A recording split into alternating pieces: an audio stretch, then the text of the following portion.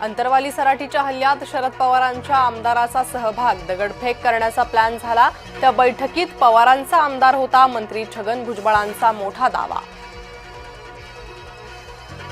अत्रे रंगमंदिरात गुज्जू प्रेक्षकांचा धिंगाणा, मुदत संपलेले शीतपेय दिल्यानं चिडले नाट्यरसिक। छगन भुजबळांचा मनोज जरांगेंवर निशाणा, तुमची लेकरं बाळं मग इतरांची कुत्री मांजरं का, आमचीही लेकरं बाळं आहेत, भुजबळांचं वक्तव्य। हैदराबाद गॅझेटला आव्हान देणारी जनहित याचिका हायकोर्टानं फेटाळली, जनहित याचिका ग्राह्य धरण्यायोग्य नाही म्हणत GR विरोधातील ॲडव्होकेट विनीत धोत्रेंची याचिका फेटाळली। आनंद दिघे शिवसेना नेतेही नव्हते, जिल्हा प्रमुख होते, संजय राऊतांचं आनंद दिघेंबद्दल वादग्रस्त वक्तव्य। बाळासाहेब ठाकरेंच्या बाजूला आनंद दिघेंचा फोटो लावण्यास राऊतांचा विरोध। आनंद दिघे खोट्या प्रवृत्तीच्या लोकांना कळणार नाहीत, संजय राऊतांवर एकनाथ शिंदेंचा निशाणा।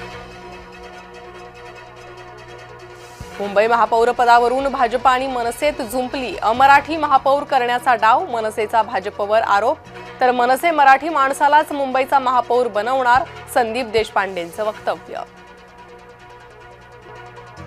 उपेंद्र पावसकरला 20 सप्टेंबरपर्यंत पोलीस कोठडी, पावसकर मीनाताई पुतळा विटंबनेचा आरोपी, उपेंद्र पावसकरला ठाकरेंचा आला राग, सूत्रांची माहिती। मासाहेबांच्या पुतळ्याच्या विटंबनेचं काही जणांकडून राजकारण, महाविकास आघाडी तुटलेली आघाडी, एकनाथ शिंदेंची टीका। शरद पवार यांचा मुख्यमंत्री फडणवीसांना टोला, पंचनामे मदत कधी मिळणार याकडे शेतकऱ्यांच्या नजरा, देवाभाऊंनी याकडे लक्ष जास्त द्यावं, पवारांचं वक्तव्य। 75 नंतर मीच थांबलो नाही तर मोदींना थांबवू शकत नाही, शरद पवारांचं कोल्हापुरात वक्तव्य।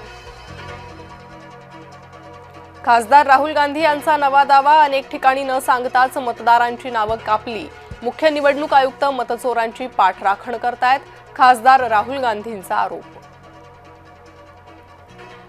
राहुल गांधी हेच वोट चोरांचे बादशहा, भाजपने हाणला पुराव्यासकट टोला।